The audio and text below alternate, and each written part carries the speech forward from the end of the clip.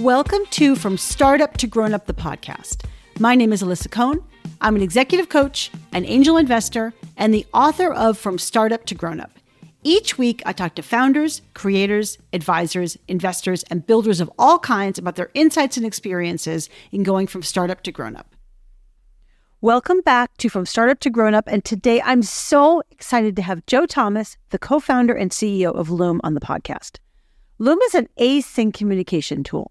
You record a video, and while you're recording, you can also show what you're doing on your desktop. Then you can send it to someone or to a group, and they can all watch it whenever it's convenient for them, and they can speed it up or slow it down or watch it again. Joe and I had a fantastic conversation. We covered the early days of Loom, what Joe called the grind, when they pivoted 3 times in 9 months. We talked about the agreement the 3 co-founders made to get Joe to move to LA and sleep on a twin mattress on the floor in his co-founder's home, mind you, and how Joe learned to fundraise, which did not come naturally to him.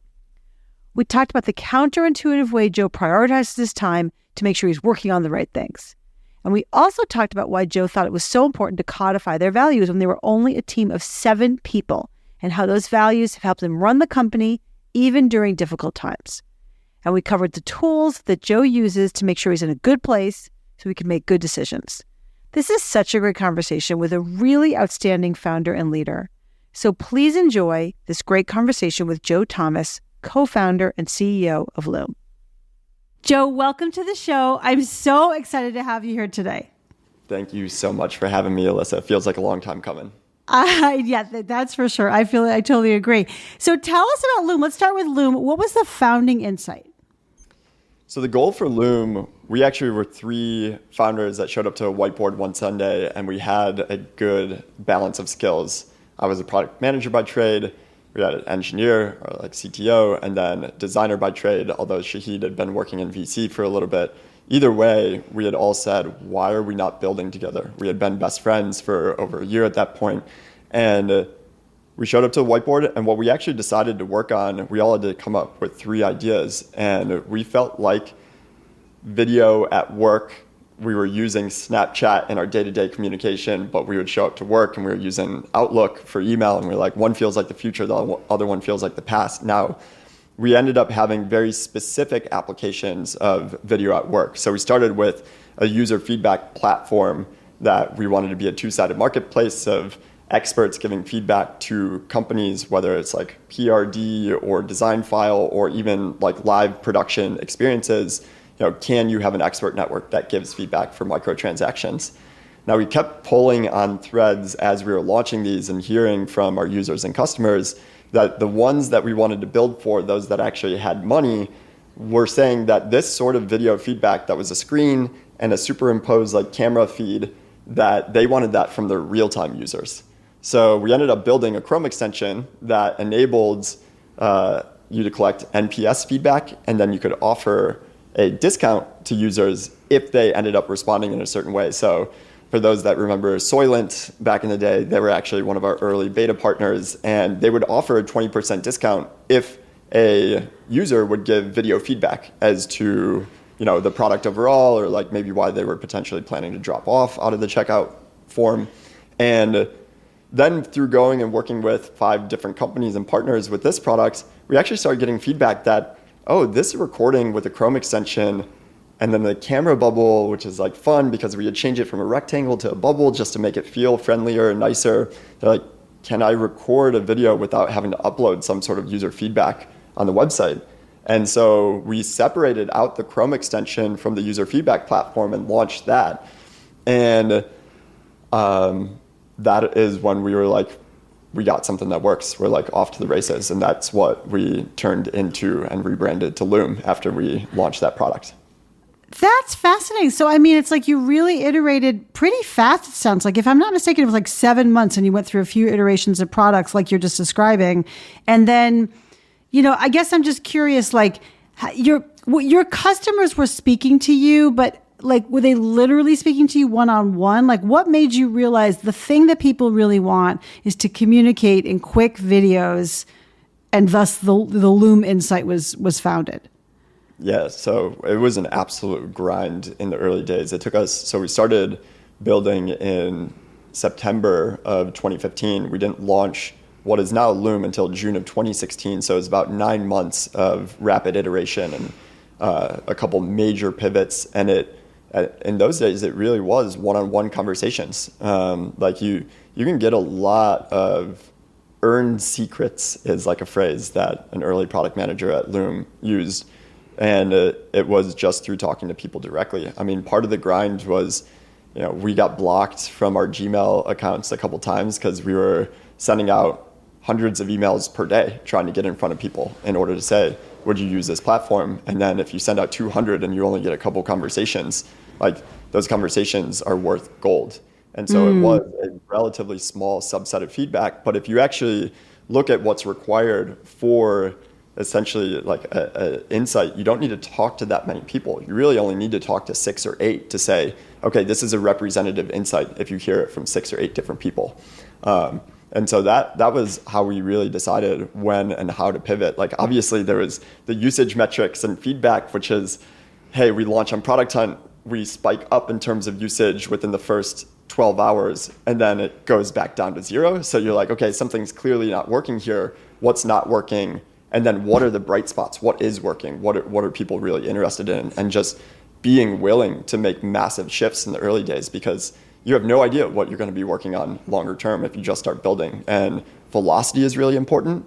And then being able to be a really good listener and understand what users are asking for of you, and then acting on that. Yeah, I love that. And we were just talking just before this podcast, before I hit record, and we said, Loom has now become like a verb or a noun, like to mean I'm going to send you an async video, right? To describe it with graphics in the background to show what's going on. How did you, it's great that it's now like, I'm going to send you a Loom or I'm going to Loom you. That's wonderful. But when you started the company, it was by no means a household name. Why did you pick the name Loom? So when we had launched, it was under the brand. Open Test was the multi-sided network that we were working on. And then, one of my really terrible branding mistakes was calling the Chrome extension OpenVid. So people were confused about how did the Open Test platform map to OpenVid? And we're like, well, they're two kind of like separate different systems right now. So use OpenVid as much as you want. Like you don't need to use Open Test in order to utilize OpenVid. But we knew when we launched on Product Hunt on what was basically like Thursday night, but like Friday evening at 12:01 a.m., because that's how you gamified Product Hunt, that Friday we had that spike in usage. And then Saturday I woke up and I looked at the analytics dashboard and we were having more users and more recorders on Saturday than we were on Friday. So at that point, said we did it. I don't know what we did exactly, but we did it. And so from there, it actually took us about 6 months to rebrand to Loom, because we were really busy listening and talking to customers and building product features that they were asking for, because all of a sudden we had thousands and thousands of users when we were used to having none. And so right.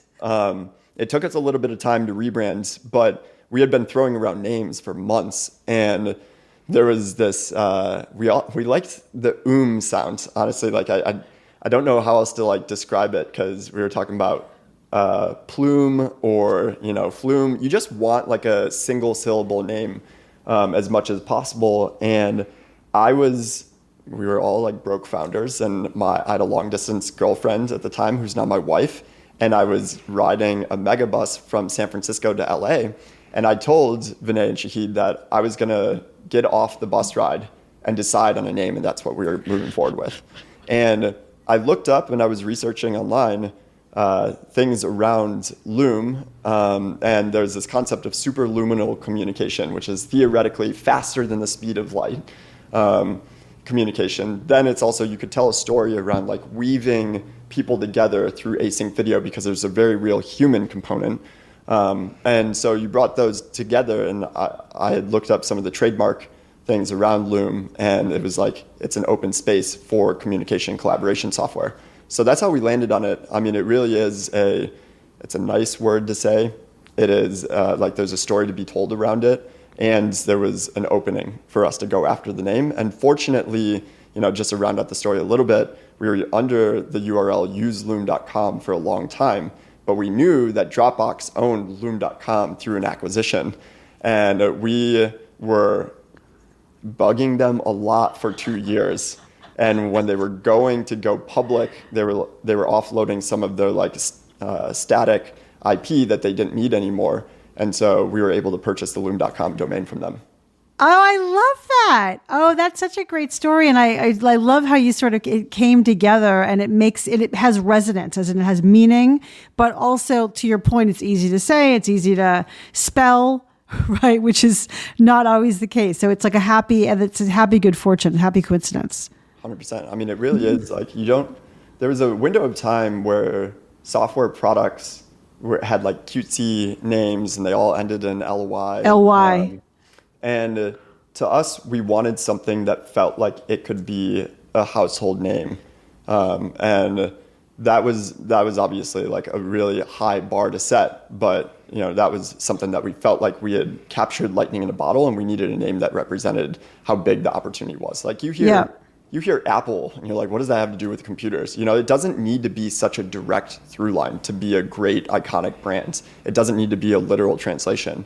Pick something that you feel like is going to feel good to somebody when they talk about it to somebody else. I think is a really, really important kind of thing to keep in mind. I love it. I love it. So during that grind, as you call it, if I'm not mistaken, and when we're kind of fill in the blanks for me, because I think you were using your personal credit cards to fund the company. And also, I know that you said in one of your talks that you were you had 2 weeks of runway left. If you're using your personal credit cards, you actually had zero, negative, right, runway left. So talk about that early days of feeling like we have a limited time that we can really fund this business. What was going on then? So I had set a bar with Vinay and Shahid, who were both living in San Francisco, that if we raised at least $25,000, that I would uproot my life from LA and move to San Francisco to build this. And we landed at $25,000 exactly. That. We had 2 angel checks, $10K and $15K. You should have asked for more. You should have set a higher bar. Exactly. Right. In retrospect, it worked out, but I did have some regret when I had a twin mattress on the floor of my co-founder's room for 6 months. But the thing was for us is that when we were deciding within these major pivots that we were making, we kept pulling up and asking ourselves and each other, are we still having fun? Do we want to continue to do this together? Because they were big changes and there was no guarantee. And we were sinking some of our personal fun, our savings and checking. We all had good paying software jobs as relatively young individuals. And so we did have some savings in the bank. And we were clearing through all of those because San Francisco rent is not cheap. And that we all had to progressively start to get rid of things like our cars that we had payments for. I had student loans that I didn't pay off until finally in 2020. And so there was very real major expenses that we had that we didn't offload right away or literally could not. And so that was dwindling very quickly in terms of the 25K in our personal savings. But we kept talking to each other and being is this worth the dollars that we're putting in, including our own? And every time we said yes. We're having fun building together. It's hard, but we feel like we have insights that we should absolutely continue to go after. And so then you fast forward all the way to when you talked about of having literally 14 days of runway left. Yes, our credit cards were maxed out. We had run through that 25K in our personal savings, and we knew that this was our last shot on goal. We had been maintaining relationships with VCs 15, 17 had actually asked us to start sending them weekly emails in terms of what we were working on, what the updates were. And we were doing that because we were we need more funding. And so we'll take on this additional workload. And but we knew this was our last shot. And then finally, when we sent them that email around post-launch and here's the first 72 hours of data, more usage on Saturday and Sunday than that Friday, they came to our apartment on that Monday. And we told them that we're running out of money, and they're okay, we'll just send you the $250K that we plan to invest. We'll figure out deal terms, but just so you all feel okay. And they sent us the wire by Thursday. Wow. And so it really was this. We had no regrets. By the time we had gotten to that 14 days left of runway, we obviously it would have sucked to potentially have to like go back and then potentially move into our parents' places for a little bit. But Jeff Bezos talks about regret minimization framework.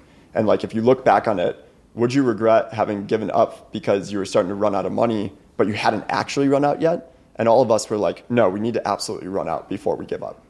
Spoken like a true founder, like, I guess I want to probe a little bit more on like what you're experiencing. So like, you could say, hey, as long as we're having fun and we're getting insights, we're making progress, we're having fun. But you can have a lot of fun in life without founding a company. So like, what is the drive inside of you and your co-founders that was saying like, and this is significant, or and we can't give up, or something like that? Because it wasn't just about having fun, although of course that's part of the game. So I think that I appreciate this more in retrospect, that I can articulate a little bit more, but I don't know that I fully appreciated it at the time, which is that it just felt special. I don't know how else to like describe it. Like, I think that we really were best friends that were living together in an apartment, that were building together, that we had all experienced full-time roles where we felt like we were running our heads against a brick wall at the companies that we were working at, that we felt like we had more to offer, but we were being told no in a lot of ways. And so, it was just as much about, hey, what can we do together? It's like, we don't want to go back to that. We all felt like we could do something together, and it was the best working experience that we had in our careers thus far. Because like I was saying, we were all relatively young. The average age between us when we were building at that time was 24. And so I felt like, we all had this experience of working together that we hoped that our future careers could look like. And so I think that to me was what really kept us going, was that we didn't want to go back to the old world, which is part of why we started the company together. Is like, we're not necessarily bad employees because we're ambitious and we wanted to drive impact, but a lot of times we felt like there were bigger opportunities that the company that we were working at should go after, and we were misaligned, and that misalignment is painful when you experience it. And so sometimes you just need to be your own boss. Yeah, that's so true, to have that kind of control. So that's amazing. And so you landed that first like really small-ish check, although it kind of kept you where you needed to be. And then of course, how much money have you raised total now? We raised a little over $200 million. $200 million, my God. So I think that you probably learned a lot about fundraising in this process. So first of all, how did you set about like improving your fundraising skills? Or was it like a natural strength of yours? No, we got 100 no's before we got that one primary yes. And it is a little bit cliche to say, but you just have to go out there and put yourself out there and have at-bats. But the one really important thing that I think, if you're in the earliest stages of learning how to fundraise for the very first time, is right when you're done with the meeting, take detailed notes about like what went well and what didn't go well. And a lot of times we would ask explicitly of investors who decided to pass, it's like, can you just give a sentence or two as to why? And like you have to assess on your end, is like, is this valid feedback? Is this like, did they take the time to actually like write real feedback? Or is, there are things that I think in retrospect, a lot of professional investors passed on us because of the fact that we were all first-time founders, and that we just didn't have extreme kind of like credentials. We didn't go to prestigious universities. We worked at some solid companies, but were they like the premier companies? No.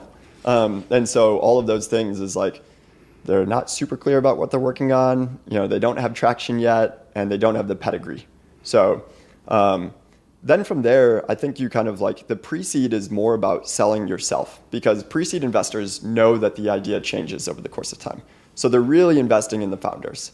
And I think that, to me, that's where we just had to prove it with usage. That was like the real unlock for us, was that we had real users and real traction. And that's when we got real money.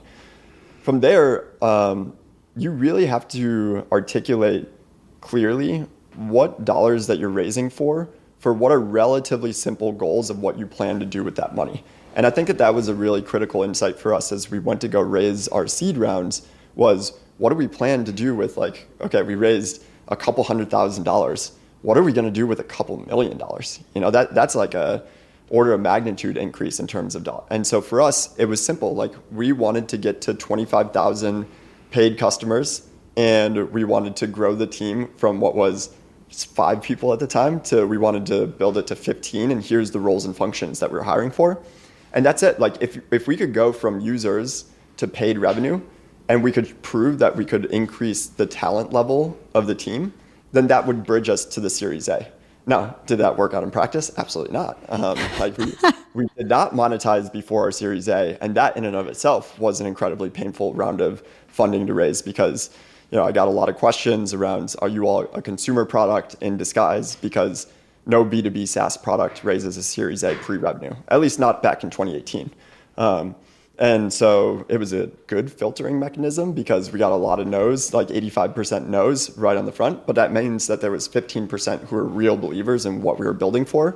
And then from there, like I said, like you have to understand what the investors that you potentially want to work with understand in terms of de-risking the value of the business between what story are you telling today, what progress have you made, but what are you going to do next? And there is, when you do get to Series A, it will likely be your first board member, right? And so this is where you have to make sure that you are aligned on a 10-year vision in terms of what you're doing today, but also how do you ladder up and de-risk the business over the course of time? Yeah. So lots of questions. Like how actually do you make sure that you have that values alignment with that first, as you said, the first board member? Like how do you do it? Because it's all, oh, we want to build a good thing. Oh, we do too. We are in it for the long term. Oh, we are too. How do you actually test that? And this is more of I heard it once from another founder and CEO. And again, this like you do start to appreciate these sorts of things that you logically understand but don't feel in your bones until, now I'm 5 years into my relationship with Ilya Fushman, who is our Series A investor and our first board member, is that it is a 10-year relationship. And so I think that the most important thing you can do as CEO and founder is like investor relations is a real part of your job and work stream. And I think it's a big mistake to not be meeting investors and building relationships with them over the course of time, because those that will spend real time with you as a founder and CEO before you're fundraising, kind of like be open with investors that are not around the cap table yet. Like bring real problems with them and see how you solve problems together. And so I knew Ilya for a little over a year before he invested in our Series A.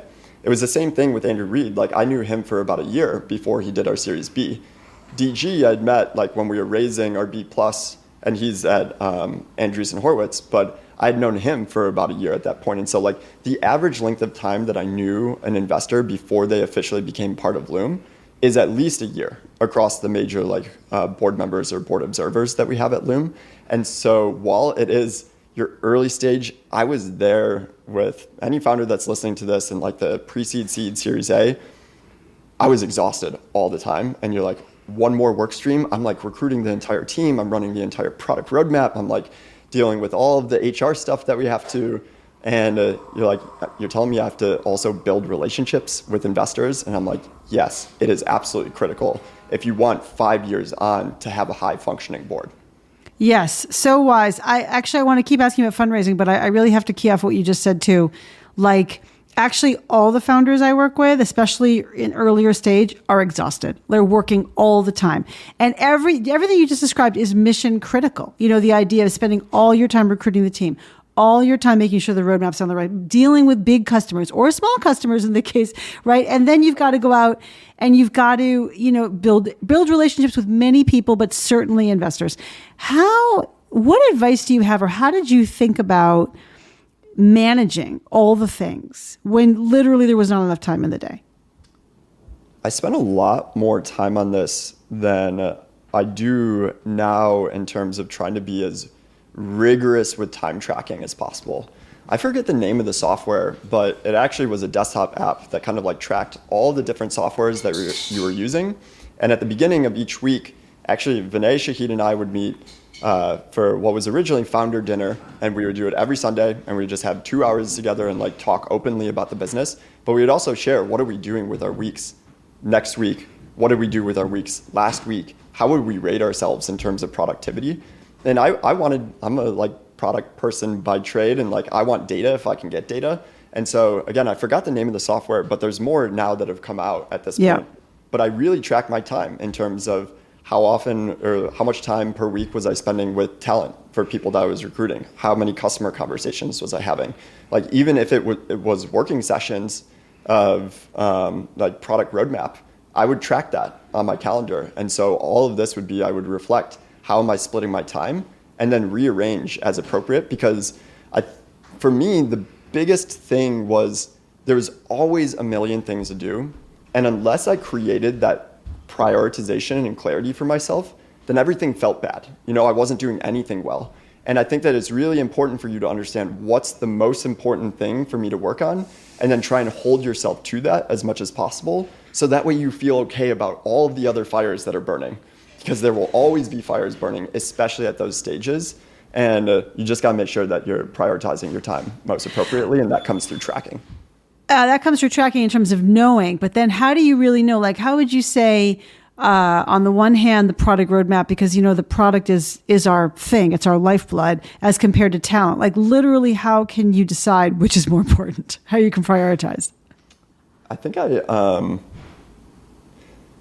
people default when they're really uncomfortable or tired to their strengths.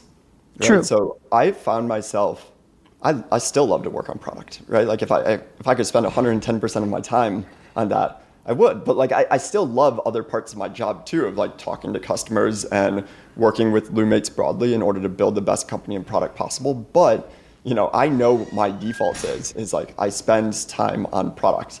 And so to me, I knew, and you kind of have to map your own strengths, and you have to understand where you default spend your time. And then what are the things that you're avoiding because you feel uncomfortable, like the most uncomfortable during it. And to me, it actually manifested a lot in hiring for roles that I had what I felt like no business hiring for, right? Like hiring our first business operations person, hiring our first product marketer, right? Hiring our first HR person, right? Like these were all really painful for me. And when you're hiring for a role and it's been open for about 4.5 or 5 months, and you're still doing the job yourself, and you know that you're indirectly avoiding it, you just need to hold yourself to the fire. And I think that that's one of the more painful things about being a founder, or specifically like a founder CEO, is that you have to wear so many different hats, especially in the early days.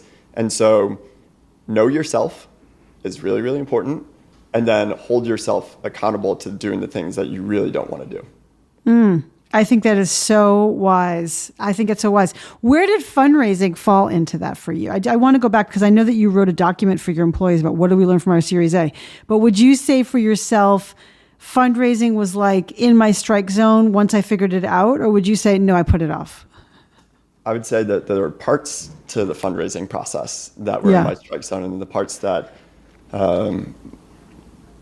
they were energy draining in the sense that like you have a lot of anxiety associated with it. And so to me, I love storytelling. I really do. I think it's such a powerful human thing that if you end up telling a story that people resonate with, I mean, my goodness, is that like such a amazing experience to be part of. And so I loved building the deck. I actually loved the parts specifically around like you're forced to dig into your data.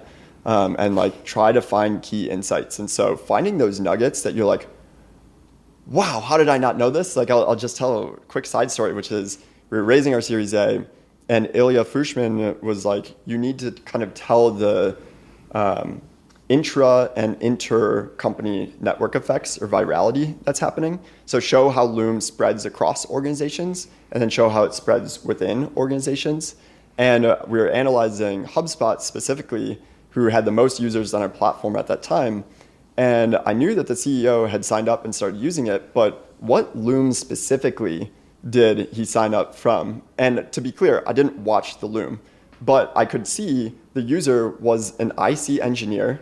I went to their LinkedIn profile, had seen that they were an intern during the time that he had recorded and sent the Loom. And that was the Loom that got the CEO, Brian Halligan, to sign up to Loom at the time. And wow. So, yeah, it's like a really incredible story that like the fundraising process really forces you to dig into your data and find incredible nuggets about the value that your product and platform offers. Now, the parts that I didn't like so much was partner meetings, like you had built a relationship with one individual, but you learn over the course of time that their jobs are to champion for you in the background. The partner meetings are for the rest of the partnership to grill you on, first of all, like how legitimate is the story? Second of all, how legitimate is the founder, right? So they're going to intentionally pressure test you and see how you show up under pressure. And so those, when I didn't really understand the full dynamics, I'm like, Ilya, why are you not stepping in here? Help me out. But just know that you're going in there and you're like proving the worth of the company and the products and yourself, because they're investing in you as CEO and your co-founders. And so you just got to show up to the best of your ability, but it's still hard. It's hard. It's getting so many rejections is hard. I think it's easy to say, well, we got 85% rejections. Easy to say that now. I think when you get like 20 rejections in a row, followed by 5 additional rejections in a row, et cetera, et cetera, et cetera, it's not easy. Can you take us back to like that moment where you were getting a bunch of rejections for any of your phases and what that was like? Yeah, I think that when we were earliest stage, when it was 3 co-founders doing it, we all live in the same apartment. So like it would be real time that we would share with one another, like, hey, we got this email, we got passed. And honestly, you build a little bit when the default is no, you build a little bit of a thick skin to it. I think that the first few are hard. You start to get a little bit desperate in the end, and so the no's hit harder. But in the middle, you're kind of like, are we doing everything that we can to improve the product and the story? And if we are doing that, then you're okay with the no because you're learning and you're improving. Like I think that that's a really important resilience mindset to adopt in the earliest days of building a company, is because you will get more no's than yeses by like a wide margin. So you just got to get mentally comfortable with that. And then as time goes on, you think that like, oh, we're making progress, we're crushing it, we got this many users. How could they say no? And so you build an ego, right? And that's an ego serves you only as much as it's like, well, I have to puff out my chest a little bit going into these partner meetings, but it doesn't serve you in practice in the background when you're like receiving the no. And it's like, how quickly can you move on and move forward? And I do think that one really important but subtle thing is, how confident are you truly in your product and company, right? Because it's way more important to find the right partner who deeply believes in you. Then I felt like it was harder, because when we finally cracked the story for our Series A based off of feedback from Ilya and other investors about what are we looking for, and we could have shown the inter and intra-company virality and how Loom is spreading, and it's like, whoa, this story is like incredibly compelling. So all of a sudden we have 4 term sheets, and you're like, well, I have to decide between the 4 of like who's the best and right partner. To me, take the no's as being like, well, it's actually a door that's opening to the right partner, like the real right partner. And so if you can adopt and flip that mindset a little bit, I think over the course of time that you'll be okay. It's resilient. I love that. Yeah. It's resilience. And by the way, founders need that. But guess what? Everybody in their career, if you want to do something interesting, if you want to go for something, if you want to try something which is hard, then you need to build that resilience, because it's not always going to work. In fact, what I always tell everybody is like, go out and get 10 no's, because if you keep getting yeses, you are not pushing yourself high enough. Somebody just tweeted this the other day, and I was like, absolutely, this is right. It's like, you got to send like a cold email a day, right? Somebody you don't know. I love it. Even at it, like, and to me, that's what I'm going to be doing with new feature sets coming out with like CEOs on our platform that I haven't talked with before. It's like, send a cold email, because 1, keeps you humble, and 2 is like, it's a practice in like resilience. And so you never get out of the stage of receiving no's or rejections ever. So you may as well get good at it. I love it. That's so powerful. I'm going to do that myself as a practice. I'm going to do that just because you told me to. I love it. It's so good. You're talking about mindset, really. And as you built, the 3 of you co-founders hired a bunch of people. Do you have like, the last I saw you had like 185 employees. How many employees do you have now? Yeah, we're at about 175. 175. So you've talked about team mindset. And so the 3 co-founders certainly had a founder's mindset. But what do you mean by mindset, and how important that is in terms of the success in building your company? So this, again, like a macro theme of this podcast is like, you really respect it and appreciate it looking back. But we got early advice from an investor, which is, and they had built their own successful company and was a full-time investor. At that point, they're like, don't undervalue being intentional about the culture from the early days. And we were only 7 people when we did our first offsite in Mexico. And we actually spent an entire day on codifying our first cultural values as an organization. And we had one individual who's like, we're 7 people, like, why do we need this? We know how each other work. And to be clear, I was also a little bit in that camp too. But I was like, somebody that I really respect told me that we should do this, right? So like, we're gonna do it. And we ended up coming up with 6 values. We have 5 today. And while like the wording changed, 4 of the 5 are actually like the essence of them are still the same. So to me, when I think about team and company mindset, codifying your values early, like forcing yourself to look in the mirror, because the other thing that the investor told us is, as much as you probably want to think about like a meritocracy, especially in the earliest days, you will realize over the course of time that as founders, you're the ones that are at the business for the long haul, right? Like most everybody else, even if they're there for 6, 7, 8 years, you all will be there for 10, 15, 20 years. So you have to understand that values are more reflection of yourselves as founders than anybody else. And so you actually have to look in the mirror and say, what are the things that I care about? What are the things that we want to imbue with the rest of the organization?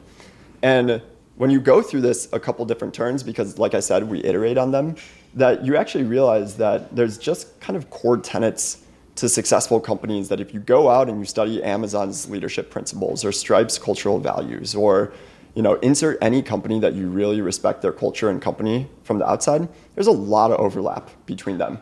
And so I do think that there's a corollary between successful founders, what they believe in, what their personal values are, how you translate those into team culture values, and how you own them over the course of time. And so for Loom, it's an optimistic owner who acts with velocity, keeping it real and human. And so there's like 5 words within there: ownership, optimism, velocity, real, and human. Mm-hmm. And first of all, I love how you said like there were 7 people and we did a whole day on values and, sort of building culture. And even you were like, I can't believe we're doing this, right? It feels like we're playing startup or something. But I appreciate that you took that advice from somebody who'd done this before and took it seriously, because I guess I'm going to ask you, what kind of business impact has it had that you have those values codified, and what kinds of tough decisions have you made as a result of having those values codified? So I think that that's exactly right, which is like values are good when times are good, but they're imperative when things are hard. And so for us, really the values are most important when you do have to make hard decisions, as you were alluding to. And I think that like most companies over the last 15 months, they've had to make a lot of hard decisions in terms of how are you thinking about corporate efficiency?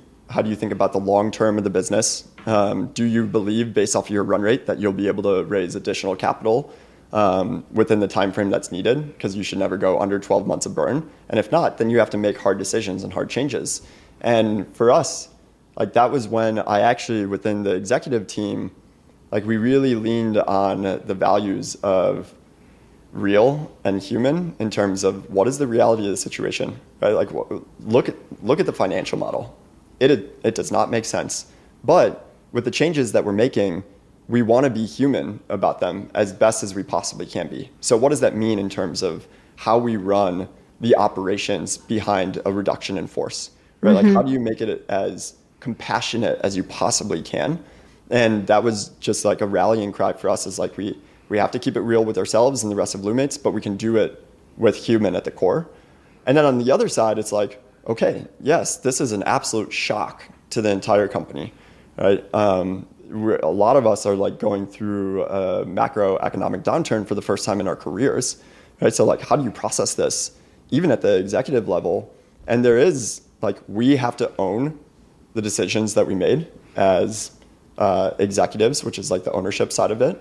But we also have to be optimistic that like, this is so far from the end, right? Like we have a job and a duty and a mission to show up for our customers in a certain way. And we need to obviously give Loom makes time to process generally, but we also need to be the optimists who are saying, okay, let's move forward. Like we have a job to do. And so that's where, to me, it really was our values were showing up more often in our executive communication, especially to each other, as we were navigating and helping navigate the company through the reduction in force that we did in May of last year. Yeah. And that's such a hard thing for everyone to do. How did you, I guess I would love to know when you had to then galvanize the team, because that's what happens. You have to, unfortunately, part ways with people through no fault of, it's not performance, it's not their fault, right? And yet you have to do it for the good of the company. So coming to terms with that is very challenging. But then how do you narrate, and what advice do you have for founders going through this literally right now? What advice do you have for founders and how to articulate the difficulty, but also specifically articulate the optimism?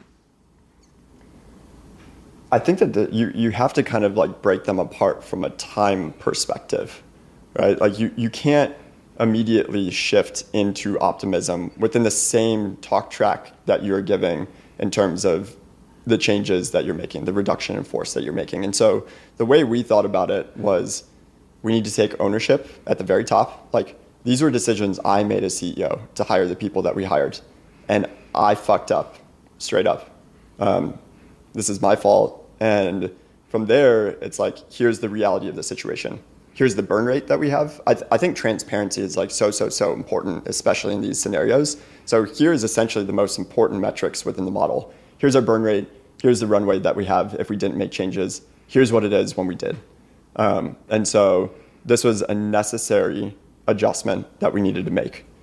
From there, when you do that, like you just let it land and you give time for individuals to talk to their managers afterwards. And what we had done was we had let leadership know a week in advance. We let managers know 2 to 3 days in advance. So that way you can actually have conversations within those reporting structures to make sure that they're ready to own it at the individual employee level. So when that actually rolled out to the company, the managers could have conversations with their reports. And I think that in terms of giving people time to process played out at when we delivered it to the entire company. We did it on a Wednesday, which was basically like people had Thursday to talk to their managers. And then Friday was, okay, like, are you starting to do like a little bit of work? But like, if you wanted to take Friday off, all good. Like, we totally get it. But Monday, after everybody's had a weekend to process, is when it's our job to start moving towards optimism, right? And you go back to, hopefully you've hired as many missionaries as possible. And the thing about like the financial model, it doesn't change the mission at all.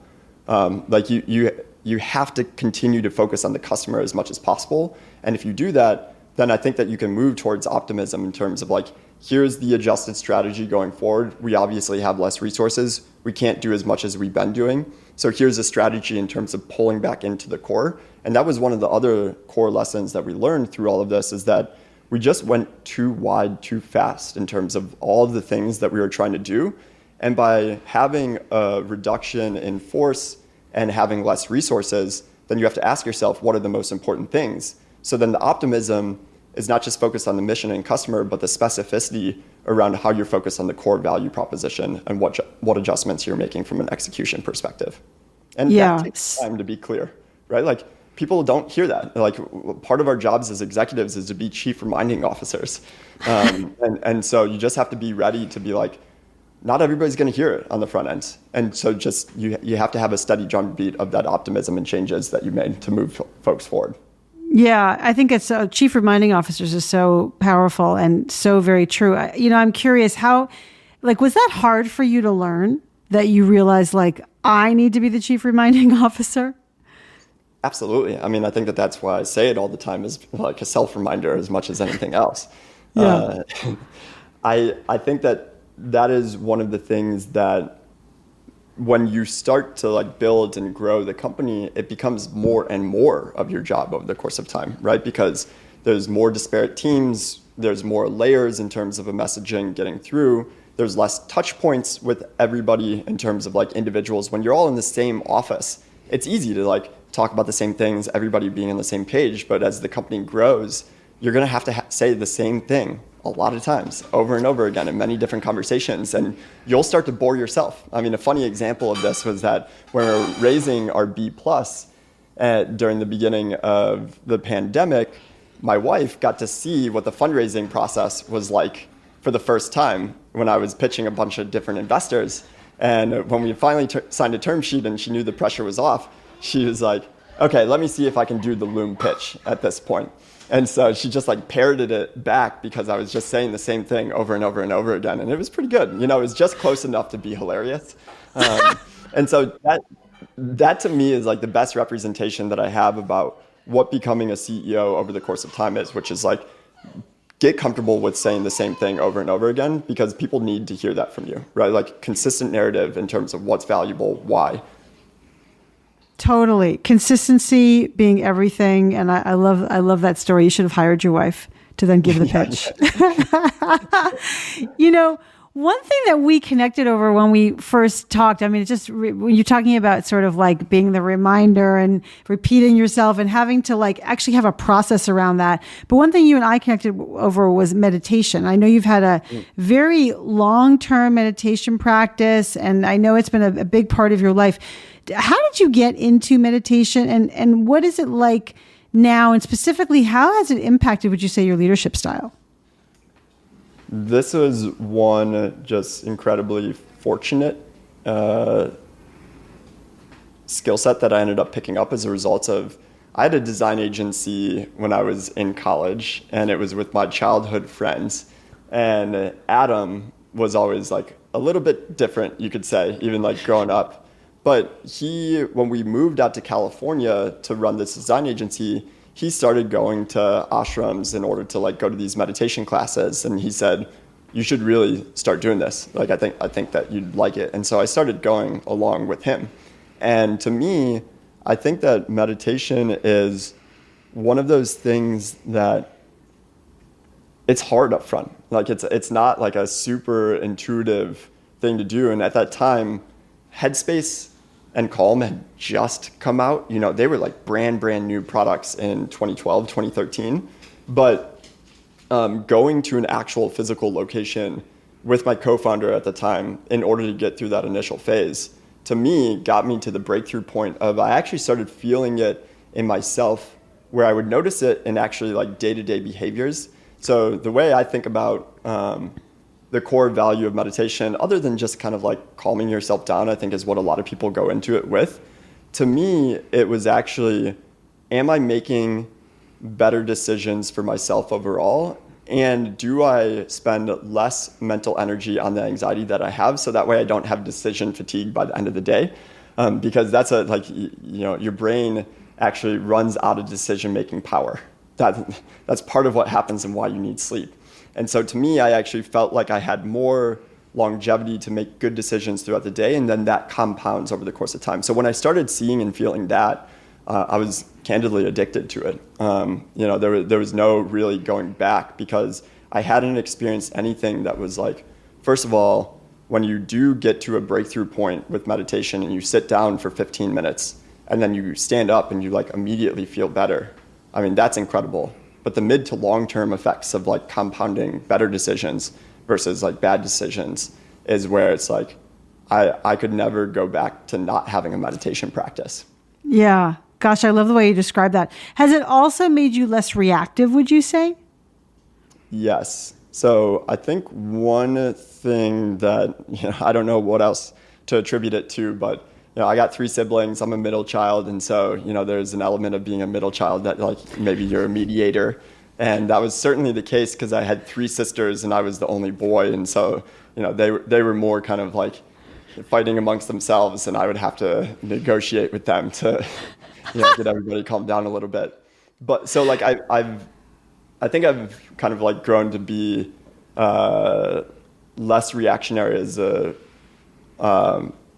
result of my meditation practice. But I think that I always kind of had a lower reactivity than the average population as a result of that. And then from there, you do have to have that as CEO as well. Like I think that what I was talking about with resilience and not reacting emotionally, things only kind of get harder over the course of time as the company grows and scales. Like things feel like they always feel big, but consequentialness of certain decisions that you make or the level of severity of issues that come across your plate, they only get bigger and bigger, and you just can't be reactionary. You always have to be the calm force in the room. Now, to be clear, you have to know when it's appropriate to use stern language and when to say like, hey, we need to get our butts in gear. But the default mode is to be non-reactionary, and meditation absolutely helps with that. Yeah. I love that you just said that. I think it's so important, like to be able to choose a response rather than have a reaction. And sometimes this response you need to choose is, hey, I need this from you, or hey, that's unacceptable. Like, do you think about that consciously? Like, when should I push and when should I kind of comfort, or how do you kind of build that balance? Yeah, I think that when you talked about building that balance, I've worked with the same executive coach for 4 years. His name is Khalid Halim. He's amazing. In our second session, he called out the fact that your greatest strength is usually your greatest weakness. Your greatest strength is how deeply empathetic you are, how that like shows up in listening to customers, what they potentially need, and like wanting to serve them. But also being empathetic as CEO, it will end up being your greatest weakness unless you hedge against that from you can't make everybody feel comfortable all the time. And you have to deliver tough feedback. You have to make tough decisions. And this is going to be one of your like hero journeys over the course of your CEO arc, is learning how to give tough feedback when required. He's dead on, like 100%. And so when you ask about intentionality of when to use this, it's like, yes, because it actually takes a lot from me in order to overcome that hump to like give people tough feedback. So I have to push myself to do it more often. And the intentionality is not in necessarily like leveraging at certain times. It's just like doing it. Right. Well, like you said earlier, that, you sort of shy away from the things that you aren't good at or that make you uncomfortable. So like, how did you learn to get more comfortable, or how did you expand your repertoire, your toolkit around saying the hard things? I think that this is similar to like the at-bats things that I was saying with fundraising, which is like, you need to see that like giving tough feedback actually is okay. Like people are fine. They actually a lot of times appreciate it. And so you just need to do it more often, and you'll see that it's like everything will be okay. I think that the other side of it is there is a good framework from Netflix, which is like the 4A framework. And I don't know all the A's by heart, but I do know that the framework is really powerful in terms of, one, how do you think about setting up the feedback that you want to give to the individual? And so that's the first 2 A's. And then the other 2 A's is for the person giving feedback, it's supposed to make them feel okay about it, because when you give feedback, it's actually on the other individual to decide if they want to take it or not. Is it valid feedback? And so if you've kind of like reduced the anxiety around, somebody is going to hear this feedback and they're either going to take it or leave it, like that's really empowering to them, and it should be empowering to you that you're just going to express how you feel in terms of what needs to change and why. And so I think that to me, the combination of those 2 things, of repetitions and that framework, are the 2 that I think has helped get me over the hump. That is so powerful. I love that you said that. And the point about it's like there's 2 people here, right? There's me giving the feedback and I'm expressing my point of view and it's important. And then there's the person who's got to deal with it, as in like decide what to do with it. And I think sometimes the notion of people pleasing has to do also with like somehow taking care of that person, like that person doesn't have any agency themselves. So when you expect them to take care of themselves and them to deal with what was just said, it's like you're respecting them enough to give them that agency. Exactly. And one of the like fun framings, Anik is our COO. She's been at Loom for almost 3 years, and she's like, feedback is a way of being somebody's like biggest cheerleader and fan. Right? So like if you can actually tell yourself that that's true, that is actually true, is you care, so you give feedback, and you are being their biggest fan as a result of it. That's when like you would force yourself. You're like, I have an imperative as a manager to be their biggest fan and to help them grow. And you do that through feedback. Yeah, it's so true. Like what I always tell my clients is like, the framing is, I'm wasting my breath telling you this thing because I believe in you, right? Otherwise, I wouldn't waste my breath. Exactly. I would just fire you. Yeah, exactly. Yeah, I think that's great. How else, Joe, I can tell by the what we're talking about, you've grown so much, as the CEO, as a leader in the past 5 years. Can you articulate other specific ways that you have grown as a leader, as a human being, that have helped you as the company has grown? Yeah, so I touched on a few of them, which I was just talking to Khaled about this earlier today, which is going through the number of years that we've been building Loom for, you do end up learning your hardest lessons through the hardest windows of time. And so I think that to me, I've come to appreciate the hard times. I think when I was an early stage founder, when everything felt hard perpetually, it's like, when is this going to let up? But that is when you have the most growth, is when times are hard. And so I've actually started to be friends with hard times, is what you could say. And I think that that's really important. I think another part of time doesn't stop, your personal life doesn't stop as you're building a company and a business. And I think that one of the things that I've learned is how important taking care of yourself is. I've actually really started to prioritize that. A lot of folks talk about how important sleep is. If I was wearing a Whoop band back in 2017 or 2018, the average number of hours of sleep per night would probably be 4.5 or 5 hours. But how many suboptimal decisions did I make as a result of that? And so I think taking care of yourself is unbelievably important. And it really is it starts with sleep because it's free. It's free to get better quality sleep. It really is. And so the other part of that, and I think why I've actually focused on it more in terms of taking care of myself, is you can white knuckle it for a while when you're younger and you have more energy, when you have less responsibilities outside of work. But I had a daughter 18 months ago. And so that really forced me to say, how am I prioritizing my time? How am I not just showing up for the company day to day, but how am I showing up for my family? And you can't show up for both of them in the same quality level because you start working right when you wake up, and then it's maybe 6 p.m. that I try and sit down and have dinner with my wife and daughter every single night. And if you're there and you're showing up exhausted, which to be clear, nobody's perfect. I absolutely do that some days, but I don't want that to be the norm. And so I need to start taking care of myself. I need to work out. I need to have my meditation practice, and quality sleep are the three things that I really focus on. And if I do that, I'm actually a far better CEO than if I don't. Yeah. Is there more you wanted to say? Because I think that that's really powerful. The notion of taking care of yourself is a very powerful, it's a moment of that you grew. You used to get 4 hours of sleep a night, and now you're recognizing the self-care tendencies are so important as a foundation of your role as CEO.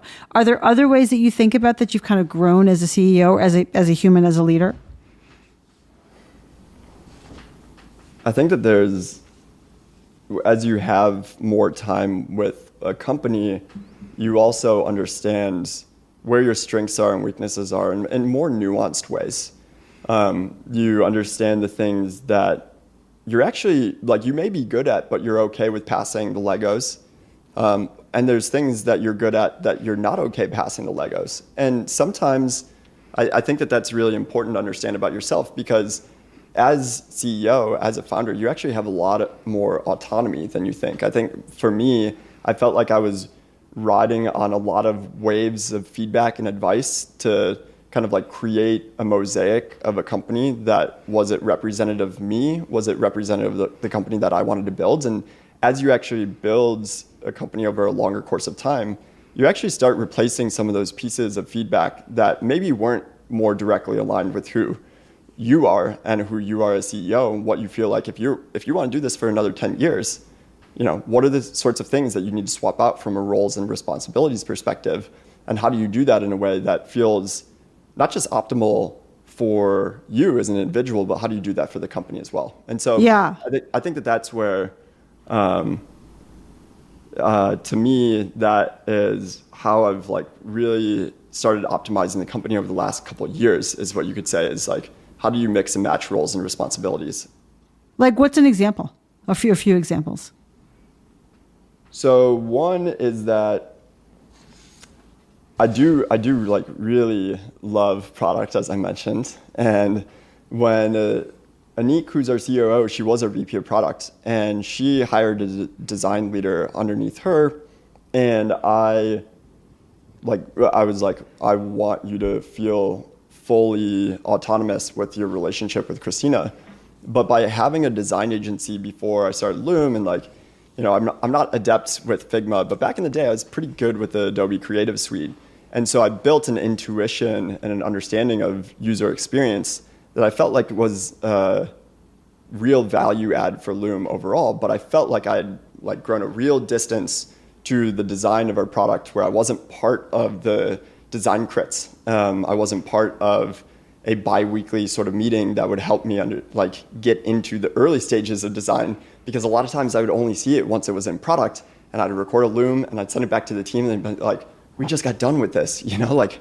And so to me, an example of that was like, I asked Anik and Christina, I was like, hey, can we set up bi-weeklies? Like, I don't need to give feedback directly to the team. You can translate it, but I want to like Notion document of all the Figma file links, and I want to be able to go through it, and we spend an hour and I give you feedback, you know? And so we brought that back, and it's one of my favorite meetings that I have. And to me, those are the sorts of things that you learn over the course of time that you're like, ooh, I feel distant to that and it doesn't feel good. Right, because everyone tells you you've got to let your Legos go and you've got to delegate and you've got to trust the team and all that stuff. But you're like, this is not working for me. Yeah, there's this really interesting concept from Matt Mokeri, who has like the great CEO within, and he has a framework called the energy audit. And it means like basically as you go through a week, what are the things that give you energy? What are the things that take energy? What things are neutral? And then what are the things that you feel like you're missing? And if you just go through that framework, you'll start to find the gaps in terms of how do you energy optimize? Because energy is the atomic level of what I was talking about, showing up for work, showing up for family. And so you do really need to be intentional with optimizing your energy over the course of time. Yeah, totally. You know, Joe, we have got to talk about async leadership. We've got to, right? So Loom is an async tool. It's so useful. But I just want to say I have seen async bloopers in my time. Like I saw a Loom that his CEO sent his one of his people, and it was like he was like free associating on his computer real time, and I was like, oh dear, no, this is not the way to do it. So I'm just curious, first of all, what async bloopers have you seen? and what are some best practices when it comes to async leadership? So I actually think that, to me, one of the bloopers is thinking that async is the end-all be-all. I think it's a tool in the toolbox. I think for optimal communication and collaboration, you kind of have to understand what is the core value of synchronous time versus asynchronous time. And I think that when you lean too heavily on asynchronous, there's downsides to it. And so I actually, one of the frameworks that we talk about at Loom, and part of the core value proposition of our offering is that it helps meeting reduction. And so we're not saying meeting replacement, although it does replace some meetings, but it's meeting reduction. So a 45-minute meeting can be 30 minutes if you sent out a 10-minute Loom in advance walking through the deck. And what you should be optimizing your synchronous time for is bursty communication, right? And what that translates to, the visual is if you have a ball, right, and that represents who's talking, you should optimize for the number of passes that happen in a meeting. And that is bursty communication because that means you're rapid collaborating on something. If somebody is standing up and talking for 10 or 15 minutes at a time, that should have been asynchronous context that was given in advance. And so then on the flip side of the most important kind of async framework that I think about is how would I move this work forward if everybody on my team was asleep right now, right? Am I able to effectively communicate something when everybody's asleep? If so, send asynchronous communication, give them the context. And a lot of times it's actually, yes, I can move the work forward without synchronous. What you should really use synchronous time for is bursty communication as much as possible. And so the default becomes asynchronous. But I would be remiss to say that like asynchronous is the end all be all, because we're humans. We biologically evolved to talk to one another. It's the most efficient way that we've learned to kind of like collaborate on something. So those are the two frameworks that I think about with synchronous versus asynchronous. I love that so much. I especially love the notion of bursty communication. That's so good. That's so good. And also, right, like the idea of moving it forward so that you can give the context and that you leave the meeting. I mean, I love meetings. No one else loves meetings. I love meetings because they have that social interaction and the possibility of bursty communication as opposed to someone lecturing us in the middle of the room. So I love the way you frame that. That's so great. Totally. And I think that the other thing that's interesting about, for Loom, asynchronous work has actually been a default as a result of the product that we're building and delivering. And so, one of the things that I think some folks feel a challenge with in terms of that framework around moving work forward if everybody's asleep is like, man, how long would it take me to document this thing? And for Loom, that was one of the core value propositions is it's super high fidelity communication with minimal amount of work. And so you're minimizing back and forth on the other side of it, which is like when somebody views it, it's really hard to misunderstand a video. It can be easier to misunderstand a plain text message. And so for us, I think that we've always had this in our core where it's been like organic and natural as a result of the product that we built. Yeah, I love it. Joe, just a few more questions. Tell us about any experiences you've had with imposter syndrome. So many founders and frankly, many highly successful people experience imposter syndrome or severe self-doubt. Have you ever experienced that? I think to me, over the course of time, like imposter syndrome is kind of a default, right? It's atypical if you don't have imposter syndrome, no matter what your role or function is. When I was working at My Life, which was a company before Loom, and I was a product manager, and I would get up in a meeting of like 25 or 30 people and be presenting a roadmap. I'm like, who am I to be saying this? Like what do I know? And I think that to me, there's a couple things. One is the more successful the company is like over the course of time, like imposter syndrome will never go away. I think that that's okay, and because what it does is it allows you to kind of like self-reflect and be like, okay, well, what value is it that I'm offering? What is the unique perspective that I do have? And regularly asking yourself is actually really healthy. It's almost like standing in the mirror and doing like the self-esteem talks. But more specifically about like who you are, what product you have, like what value that you're offering. And so that's one thing. I think that the second thing is when you have more repetitions over the course of time, like if we were doing this podcast when we were like 9 or 12 months in, I would have been so nervous for like weeks and weeks and weeks leading up to this.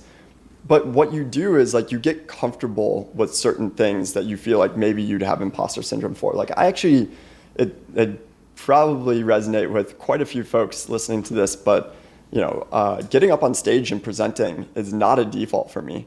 I actually have whatever like physiological responses that like my palms sweat, my hands shake, my voice shakes a little bit. But over the course of time, I've kind of like built up my comfort with it. And like you just have to familiarize yourself. And so to me, the imposter syndrome part about like, who am I to be like saying these sorts of things and sharing my opinion, it'll never go away, get comfortable with it. But, over the course of time, you will get more and more comfortable with parts of your role that you feel like, oh my gosh, I could never do this. And then you'll wake up one day and you'll be like, oh, I'm presenting at a conference. That's pretty cool. Totally. You're like, oh, I'm on stage in 5 minutes. Oh, okay. Right. Because you've expanded your comfort zone. You've got to kind of get out of your comfort zone in order to expand what's possible for you in a comfortable way. That's so well said. Joe, what do you wish you had known earlier on your journey?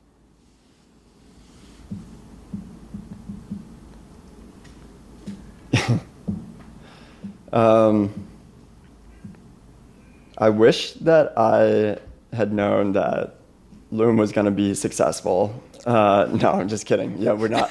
First of all, we're not successful yet, and also we probably wouldn't have worked as hard. Right, you are successful, but it's easy to say that now. Yeah. Yeah. I do think that one of the core things that I've been reflecting on over the last year and a half is like Airbnb had this philosophy about having a culture interview that was run by one of the founders until they were like 2,000 people or something. Like they were like meaningfully slowing down their hiring pipeline. And to me, I think we went through this window of time in 2020 and 2021. It was really hard to hire.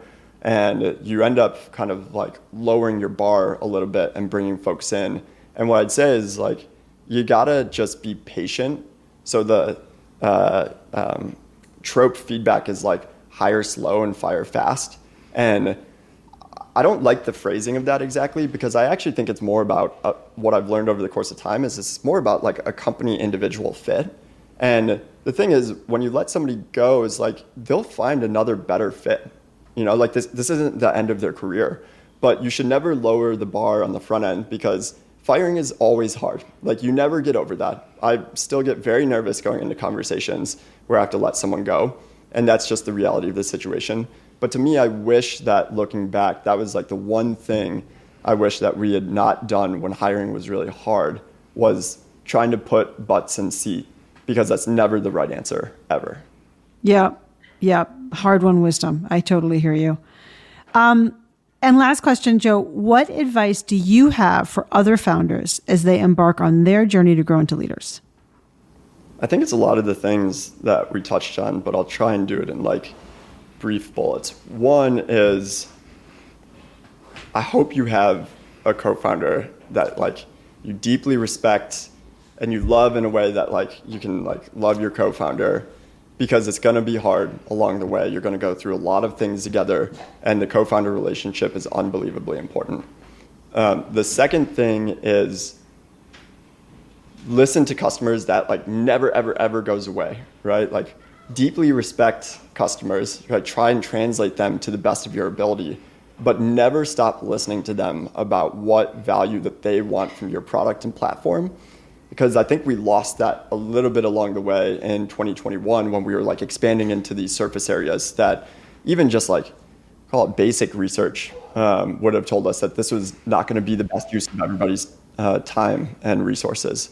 So listen to your customers deeply, and in the early days, it's probably going to mean pivots. Later days, it means better iteration and better like servicing of your customers. And then the other thing is just get comfortable with discomfort, because it never gets comfortable as a founder and CEO. It never, ever does. And so the more that you can reframe that in your head to the best of your ability, which is that pain is growth, and it's usually the fastest form of growth, that you'll start to befriend pain and discomfort in a way that is necessary if you're going to do this for the long haul. So well said. So wise, Joe. So wise. I love it. Gosh, this is such a valuable discussion. I just want to know, it's been so great to talk to you, and I really appreciate you bringing the real talk to the table, and I just know people are going to really benefit from this. So thank you so much for joining me today, Joe. It was really great to spend time. Thank you so much for having me on, Alyssa. Thanks for listening to From Startup to Grown Up. If you like what you heard, give it a review on Apple Podcasts so other people can find it. And if you know of a founder or someone else who is meant to be on this podcast, drop me a line through my website, alyssacohn.com.